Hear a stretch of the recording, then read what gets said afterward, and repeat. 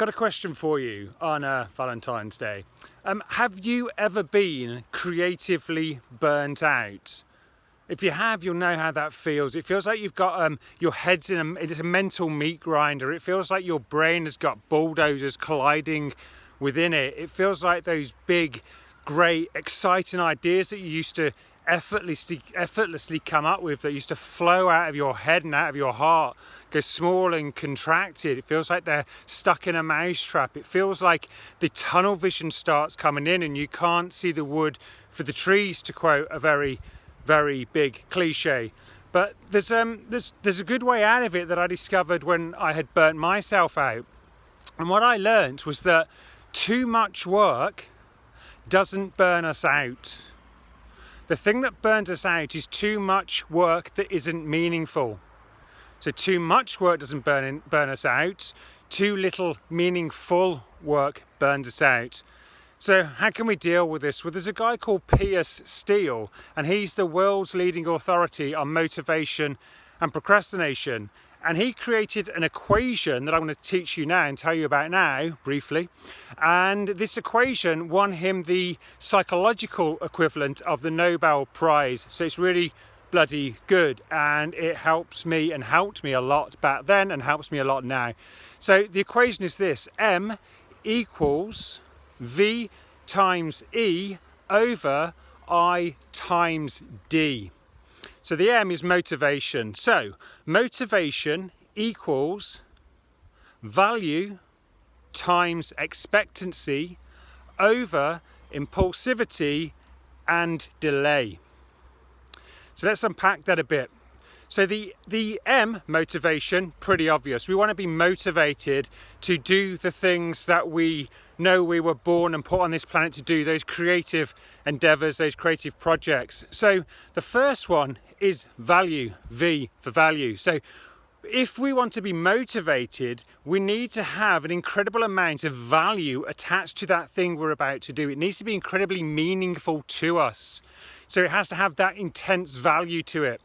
Now, some people would argue and say, yeah, but some little briefs and stuff, I can't find value and meaning in them. Well, I would challenge you on that and say that I've been a creative for 30 years professionally, and before I became a coach, obviously, a decade ago. That's gone fucking fast. But so I know you can find meaning in anything. You want to ask yourself, how can this thing I'm about to do, how can it help others? How can it impact others? What intrinsically will it give me? What can it do for me? You want to find that. So you want to find the value in there.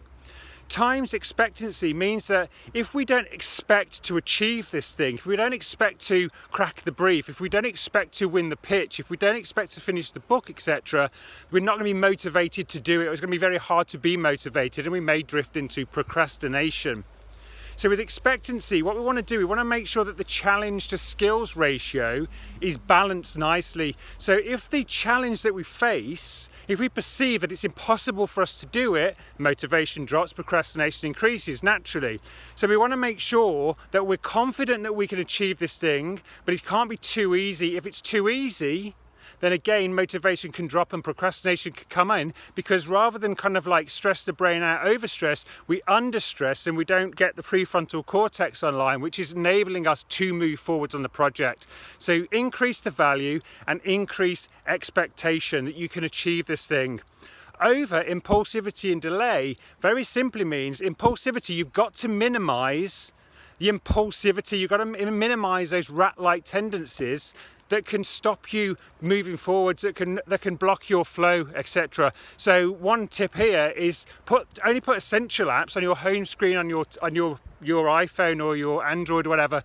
Put the essentials apps on there on the front screen so that you don't get distracted by all the other apps. You have to go like 15 screens down in order to get fucking Facebook up or something like that. Also turn off notifications, etc. Finally, you need to minimize the delay. If the deadline is too far out, you're not motivated to hit it. You haven't got enough stress in the nervous system to kind of power you up and power you forwards. So you need to make sure that the deadline is closer, not far away. If the deadline on a project is miles away, for example, chunk it down so you've got micro steps, you've got micro wins up to that final deadline, you've got micro victories, etc. So To cover it again, it's a very brief overview, but what you want to do to increase motivation, you want to increase the value and the meaning, which can help you prevent burnout. You need to increase expectancy, which is your belief that you can achieve it, which again can reduce stress, which can reduce the chances of getting creatively burnt out. Minimize delay, and then minimize impulsivity, so you're not distracted, you're not kicked out of flow when you're in that flow state. Very brief overview. I hope that helps you. Give it a try. As I say, the guy won the psychological equivalent of the Nobel Prize, so it's pretty fucking shit hot, quite frankly. I'll see you in the next video.